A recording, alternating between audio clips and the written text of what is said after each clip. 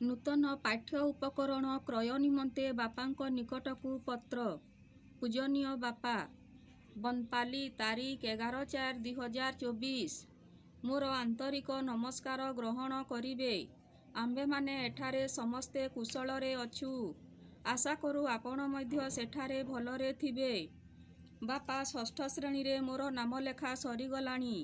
पाठ पढ़ापढ़ी आरंभ होई गलाणी। ए पर्यंत कोनोसी पाठ्य उपकरण किणी पारि नाही। आपण घरकू पठाइथिबा समस्त टंका घर खर्चरे शेष होई गलाणी।